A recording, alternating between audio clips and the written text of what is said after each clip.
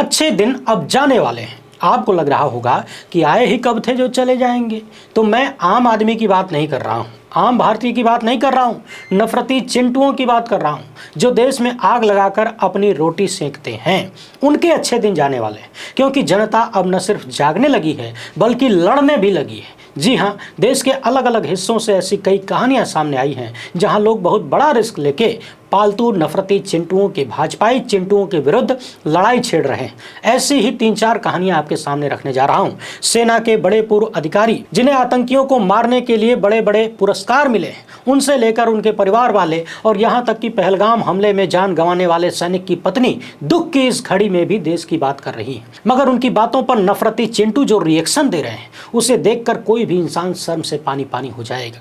जिस बात के लिए 1 हफ्ते पहले विधवा हुई बिटिया को सलामी दी जानी चाहिए, उसे गंदी गंदी भद्दी भद्दी गालियां विश्वगुरु के पालतू चिंटू दे रहे हैं। मगर इन्हें मुंह तोड़ जवाब देते हुए भारत के पहले नौसेना प्रमुख की बेटी ने जो पत्र लिखा है, उसके एक एक शब्द को ध्यान से सुना जाना चाहिए। एकदम करारा तमाचा नफरती चिंटुओं को इन्होंने मारा है। उधर हिंदू मुस्लिम करने पर एक आम लड़की ने चिंटुओं को सड़क पर जैसा सबक सिखाया है, सच में ऐतिहासिक है। विस्तार से पूरी कहानी आपको बताएंगे, टकटकी लगाकर देखिएगा। इसके साथ ही बात ये भी करेंगे कि कैसे हमारे विश्वगुरु ने पहलगाम का बदला ले लिया है। जी हाँ, इन तस्वीरों को खटाखट देख लीजिए, खटाखट। सुपर हरकुलेस से लेकर जगुआर, मिराज, AN-32, मिग और तो और रफेलो जबरदस्त प्रदर्शन कर रहा है। एकदम समझ लीजिए कि पाकिस्तान पसीना छोड़ चुका है। हंसने की बात नहीं है, थोड़ी देर रुकिए, ठहरिए, पूरी बात बताऊंगा कि कैसे साहेब ने बदला लिया है और बदला लेने के बाद कैसे अपने परम मित्र सेठ के साथ ही हंस रहे हैं, ठहाके लगा रहे हैं। इतना जोरदार बदला लिया है कि सेठ ने सम्मानित किया है हुजूर को। साथ में गांधी परिवार से भी बदला शुरू हो गया है। वीडियो काफी जबरदस्त होने वाली है, बस सुनते जाइए। मगर उससे पहले सब्सक्राइब नहीं किए हैं तो कर लीजिए, साथ में घंटी भी बजा दीजिएगा टन से। हर एक वीडियो को लाइक और शेयर करना जरूरी होता है, तभी आपका चैनल मजबूत होगा। इसके अलावा आपको पता है कि हम किसी धन्ना सेठ या राजनीतिक दल के दम पर नहीं चलते, इसलिए हमारा काम पसंद आता हो तो इस QR कोड या फिर मोबाइल नंबर का प्रयोग करते हुए जो भी हो सके आर्थिक सहयोग भेजने का प्रयास जरूर करें। बहुत बहुत धन्यवाद। सबसे पहले बात यह कर लेते हैं कि साहब ने कैसे पाकिस्तान का पसीना छुड़ाकर देश में गम के माहौल को खुशियों में परिवर्तित कर दिया है। मगर हाँ, एक सैनिक की विधवा के साथ जैसा बर्ताव हो रहा है, उस मामले को देखे बिना जाइएगा मत। अपने स्क्रीन पर इस खबर को देखिए। उत्तर प्रदेश के शाहजहांपुर में इंडियन एयरफोर्स ने गंगा एक्सप्रेसवे पर टच एंड गो वाला प्रदर्शन किया है। 15 लड़ाकू विमानों ने अपना खेला दिखाया है। पिछले कई दिनों से आप खबरें सुन रहे होंगे कि फला युद्धपोत फला जगह तैनात हो गया, फला जगह टेस्टिंग हो गई, फला जगह न ढिमकाना हो गया। अब चूंकि उत्तर प्रदेश देश का सबसे बड़ा राज्य है, सबसे बड़ी जनसंख्या है, तो सबसे ज्यादा समर्थक भी हैं। इन समर्थकों के भीतर पाकिस्तान के खिलाफ उबाल भी खूब है। तो इस उबाल को ठंडा करने के लिए 1-2 नहीं बल्कि 15 लड़ाकू विमान उतार दिए गए इकट्ठे हैं। यकीन मानिए, पाकिस्तान और आतंकियों ने जब इन तस्वीरों को देखा होगा, इस टच एंड गो को देखा होगा, तो एकदम थरथरा गए होंगे। सवाल यह है कि ये सब करने का फायदा क्या है, जरूरत क्या है। तो कोई कह सकता है कि गंगा एक्सप्रेसवे पर हवाई पट्टी बनी है, युद्ध के समय काम आएगी। मगर सवाल तो यही है कि जब युद्ध करेंगे तब तो काम आएगी। चीन हमारे 20 सैनिकों को मौत के घाट उतार के भाग जाता है, हम कुछ नहीं कर पाते, मीटिंग खेलते हैं। चीन हमारे 4000 स्क्वायर किलोमीटर की जमीन को कब्जा कर लेता है जबरिया, और हुजूर उसे क्लीन चिट दे देते हैं। कहते हैं ना कोई घुसा है, ना कोई घुसा हुआ है। फिर से मीटिंग का खेला शुरू हो जाता है। पुलवामा में हमारे 40 से ज्यादा जवान शहीद हो जाते हैं। बदले में कितने आतंकी मारे किसी को पता नहीं। एक बार फिर से हमारे 26 नागरिकों को आतंकियों ने मार दिया। 1 हफ्ते से ज्यादा समय बीत चुका है। सारा युद्ध खाली गोदी मीडिया के स्टूडियो में चल रहा है। तो सवाल है कि ये सारे जहाज, ये सारे लड़ाकू विमान और ये हवाई पट्टी, इन सब का यूज क्या है? क्या ये सिर्फ भारत की जनता को दिखाने के लिए है कि जब दुश्मन देश के लोग हमारे अपनों को मार देंगे तो हम तुमको हथियार दिखाएंगे कि देखो हमारे पास ये वाला हथियार है, तुम्हारे टैक्स का पैसा बेकार नहीं गया, हथियार खरीद के रखे हैं, है सब हमारे पास, बस चला नहीं सकते क्योंकि माय फ्रेंड डोनाल्ड ट्रंप ने मना किया है। यहीं पर मुझे एक बार फिर से उस चालू बंदर की कहानी याद आ रही है जिसे जंगल के जानवरों ने अपना प्रधान चुन लिया, यानी प्रधान सेवक समझ लीजिए। एक बार जब जानवरों पर संकट आया तो वो बंदर के पास गए। बंदर इस पेड़ से कूदकर उस पेड़ पर जाने लगा, काफी देर तक कूदता रहा। जब बाकी जानवरों ने पूछा कि भैया कर क्या रहे हो, हमारी समस्या सुलझाओ, तो बंदर ने कहा कि देख नहीं रहे इतनी मेहनत कर रहा हूं, अब और क्या चाहिए। तो भैया देश की जनता ध्यान से देख लो, कितने सारे हथियार हमारे पास हैं, इतनी सारी व्यवस्थाएं हैं। बताइए, उत्तर प्रदेश के एक्सप्रेसवे पर 15 लड़ाकू विमान आंधी तूफान के बीच टच एंड गो कर रहे हैं। अब और क्या चाहिए? जातिगत जनगणना का ऐलान करके आधी चर्चा, आधे सवालों को यूं ही निपटा दिया गया। बाकी देखिए, सोनिया गांधी और राहुल गांधी के खिलाफ नेशनल हेराल्ड मामले में नोटिस जारी हो चुका है, यानी कांग्रेसियों को भी काम मिल गया। उधर सपाइयों को काम पहले से मिला हुआ है अपने सांसद को बचाने का, यानी विपक्ष अपनी समस्याओं में उलझा दिया गया है। विरोध प्रदर्शन करते रहो और पाकिस्तान से बदला लेने के बाद देखिए हमारे हुजूर कितने खुश नजर आ रहे हैं। ऐसा बदला लिया है कि मित्र सेठ अपने आप को रोकिए नहीं पाए और हुजूर को सम्मानित करने निकल पड़े, ये बड़ा सा इनाम लेकर। आप भी देख लीजिए, जैसे ही विश्वगुरु सेठ ने हमारे विश्वगुरु को सम्मानित किया, पाकिस्तान का 3 पाव खून तो यूं ही जल गया। उधर फिल्मी सितारों के बीच हुजूर ने एक बार फिर से पाकिस्तान को सबक सिखाने का काम किया है। लोग कह रहे हैं कि शायद बॉलीवुड वालों से कहने गए होंगे कि हम तो बदला ले नहीं पा रहे हैं, तुम ही लोग कोई फिल्म बना के बदला ले लो। वैसे भी बॉलीवुड की फिल्मों में तो हमने कई बार दाऊद इब्राहिम को मार दिया, कई बार उसका कॉलर पकड़ के घसीट के भारत लेकर आए। जब छावा फिल्म देख के अल्पज्ञानी लोग अक्षय खन्ना के दुश्मन बन सकते हैं, तो अक्षय कुमार की पाकिस्तान से बदला लेने वाली फिल्म देखकर बदले की आत्मसंतुष्टि की प्राप्ति क्यों नहीं हो सकती? बिल्कुल हो सकता है। मैं भी अक्षय कुमार से अपील करना चाहता हूं कि जल्दी से जल्दी फिल्म बनाइए हुजूर, हम भी प्रमोट करेंगे। कहीं से बदलाव पूरा होना चाहिए बस। केरल में एक कार्यक्रम के दौरान प्रधानमंत्री ने कहा कि यहाँ शशि थरूर बैठे हैं, ये कई लोगों को नींद हराम कर देगा। सोचिए, मातम मना रहा है देश और हुजूर पॉलिटिक्स खेल रहे। पहले दिन से ये व्यक्ति यही काम कर रहा है। पत्रकार कृष्णकांत लिख रहे हैं कि आज इन्होंने घृणित और निकृष्टतम राजनीति का एक और निचला पायदान छू लिया। 28 लोगों की जिंदगी हराम हो गई और इनको खुशी मिल रही है कि इनकी सभा देखकर कुछ लोगों की नींद हराम हो जाएगी।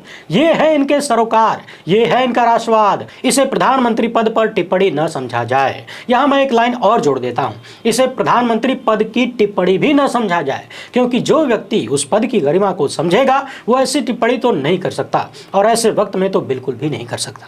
मगर हमने पहले ही बताया है, दर्जनों बार बताया है, एक बार फिर से बता देते हैं। जिस दिन आपको लगेगा कि इस हद से नीचे तो नहीं गिरना चाहिए, उससे अगले पल ही नई गहराइयों को छू लेते हैं हमारे हुजूर। यूं ही विश्वगुरु थोड़ी ना है।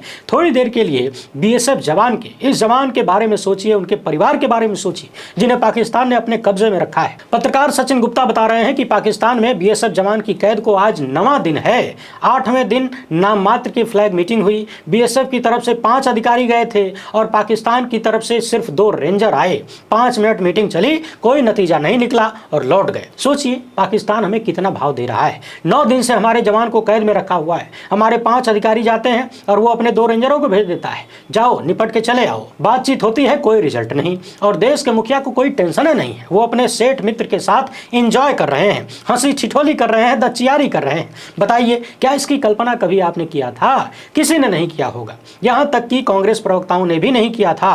पवन खेड़ा लिख रहे हैं कि देश का दुर्भाग्य है कि ऐसे नाजुक समय में जब देश का समूचा विपक्ष सरकार के साथ खड़ा है, देश के प्रधानमंत्री ऐसी फूहड़ राजनीति कर रहे हैं। देश के दुश्मन मुस्कुरा रहे होंगे। वैसे एक बात और है, आजकल लोग एक बार फिर से पूर्व प्रधानमंत्री इंदिरा गांधी को खूब याद कर रहे हैं। यहां तक कि जो लोग पहलगाम हमले में मारे गए उनके परिवार वाले भी याद कर रहे हैं और राहुल गांधी से कहते हैं कि अगर आज इंदिरा गांधी होती तो ऐसा नहीं होता। सोचिए, जिस इंदिरा को इमरजेंसी के नाम पर पिछले 11 सालों से न जाने कौन कौन सी गालियां दी गई, बदनाम किया गया, आज देश की जनता उनकी बहादुरी, उनके साहस को याद कर रही है कि कैसे उन्होंने अमेरिका की आंखों में आंखें डालकर उसकी धमकियों को किनारे करते हुए पाकिस्तान के 2 टुकड़े कर दिए। और आज कहा जा रहा है कि अमेरिका के एक फोन से हुजूर इतने हड़क गए हैं कि धरती के आखिरी छोर तक आतंकियों को ढूंढने की बात भूल गए और जाकर अपने दोस्त के साथ हंसी ठिठोली कर रहे हैं। इधर इन नफरती चिंटुओं का खेल भी देखिए। रेलवे स्टेशन की दीवार पर पाकिस्तानी झंडा चिपका के अपने ही देश का मुर्दाबाद लिख रहे थे।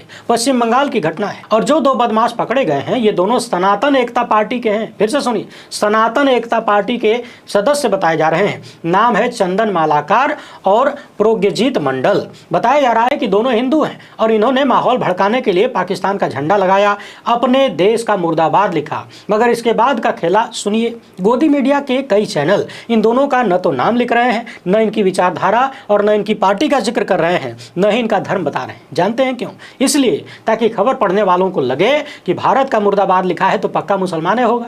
खेला देखिए, एआई की तस्वीर शेयर की जा रही है भारतीय मीडिया द्वारा।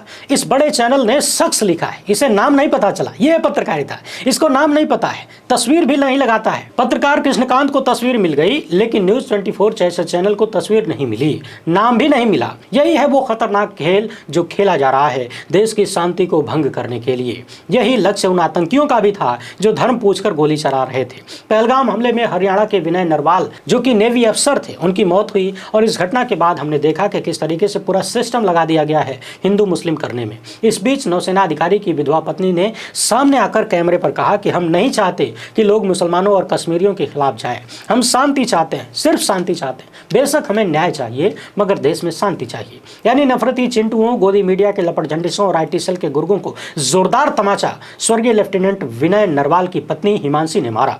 गोदी मीडिया ने इस मामले को छिपाने की भरपूर कोशिश की, मगर चिंटुओं के रहते हुए कोई शांति की बात कर दे, मुसलमानों और कश्मीरियों से सौहार्द की बात कर दे, ये कैसे चलेगा। देखिए नफरती चिंटुओं ने कैसी कैसी बातें नौसेना अधिकारी की विधवा पत्नी के बारे में लिखा। आप लोग चाहें तो वीडियो को पॉज करके पढ़ लीजिए। इसे पढ़ना भी अपने आप में शर्म महसूस करवा रहा है। यकीन नहीं होता कि हमारे बीच इतने गहरे नफरती चिंटू हैं। वही तमाम नफरती चिंटू हैं जो दिन रात महामानव की तारीफ करते हैं और उनसे सवाल करने वालों को गरियाते हैं। पहलगाम घटना के बाद इन सब की ड्यूटी लगाई गई थी हिंदू मुसलमान नफरत फैलाने के लिए, मगर एक हफ्ते पहले विधवा हुई औरत की जबान से शांति की बात इन्हें बर्दाश्त नहीं हुई। ऐसे ही एक नफरती चिंटू के ट्वीट को शेयर करते हुए कांग्रेस प्रवक्ता ने लिखा कि कल्पना कीजिए एक महिला के खिलाफ इस तरह का जहर उगला जा रहा है जिसने शादी के 4 दिन बाद ही अपने पति को एक निर्मम आतंकवादी हमले में खो दिया है। ये बेहद दुखद और चौंकाने वाला है। सोचिए 4 दिन बाद, शादी के 4 दिन बाद पति नहीं रहा और उसके 1 हफ्ते बाद भारत की एक बहादुर बेटी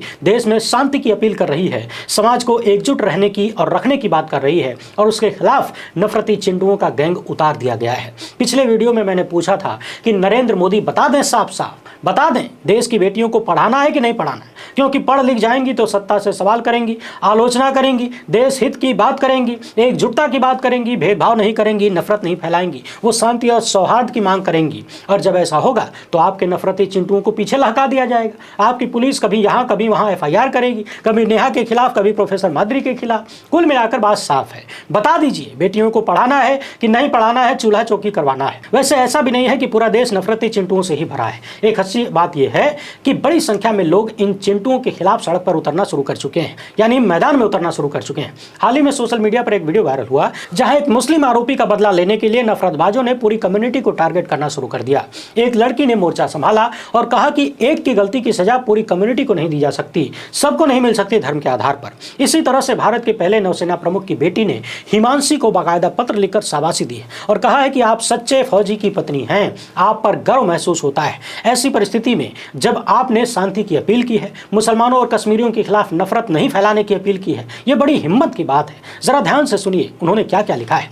भारत के पहले भारतीय नौसेना प्रमुख एडमिरल रामदास कटारी की बेटी, जिनके पति भी 13वें नौसेना स्टाफ प्रमुख रहे, उन्होंने हिमांशी को लिखे पत्र में कहा है कि पहलगाम हमले के बाद, निर्दोष लोगों की हत्या के बाद आपने जिस तरह से मुसलमानों और कश्मीरियों को निशाना बनाए जाने और नफरत के खिलाफ बोलने की हिम्मत दिखाई है वो उल्लेखनीय है। आपकी ताकत, धैर्य और दृढ़ विश्वास आज के समय में बहुत जरूरी है। जब आपने कहा कि हम केवल शांति चाहते हैं तो वो बिल्कुल सही था, और साथ ही आपने ये भी जोड़ दिया कि हम न्याय भी चाहते हैं। यही भावना आज पूरे देश में गूंजनी चाहिए। ललिता ने आगे लिखा कि आप एक आदर्श फौजी पत्नी हैं जो सेवा की भावना, संविधान और हमारे धर्मनिरपेक्ष मूल्यों के प्रति सच्ची हैं।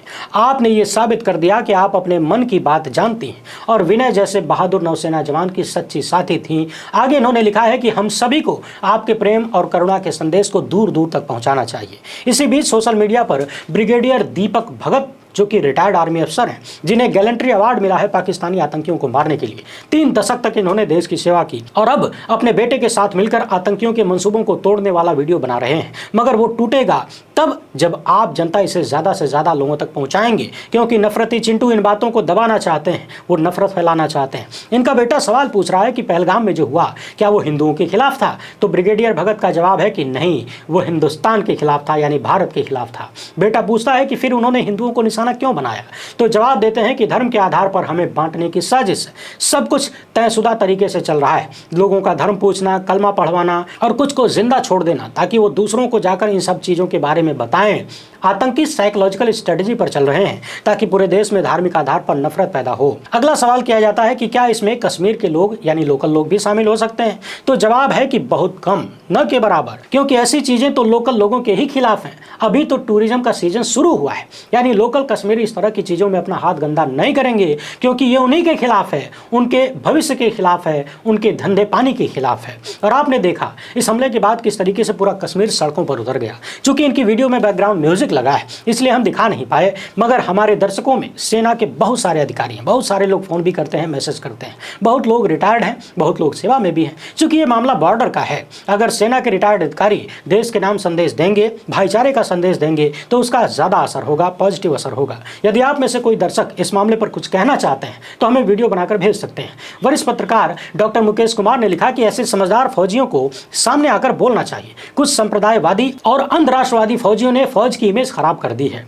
टीवी डिबेट में आने वाले अधिकांश फौजी युद्धोन्माद से ग्रस्त रहते हैं और अनाप शनाप बोलकर जहर फैलाते हैं। चैनलों को बेशक इससे टीआरपी मिल जाती है, मगर देश और इंसानियत को नुकसान पहुंचता है। ब्रिगेडियर दीपक भगत को उनके साहस और समझदारी के लिए शाबाशी और शुक्रिया। बहरहाल इस मामले पर अपनी पहली वीडियो में मैंने कहा था कि आतंकवादियों की मंशा पूरे हिंदुस्तान में माचिस लगाने की है, यानी आग लगाने की है। उन्हें मालूम है कि पूरे देश में नफरती चिंटुओं और नफरत की राजनीति ने केरोसिन छिड़क दिया है। हालांकि लगभग 10 दिन हो रहे हैं, देश की जनता ने बहुत ज्यादा समझदारी का परिचय दिया है, वरना शुरुआत में नफरती चिंटू जैसा माहौल बना रहे थे वो काफी डरावना था। वीडियो पसंद आई हो तो ज्यादा लोगों तक पहुंचाएं। पहली बार है तो चैनल को सब्सक्राइब कर लीजिए। हमसे जुड़ने के लिए बहुत बहुत धन्यवाद। जय हिंद।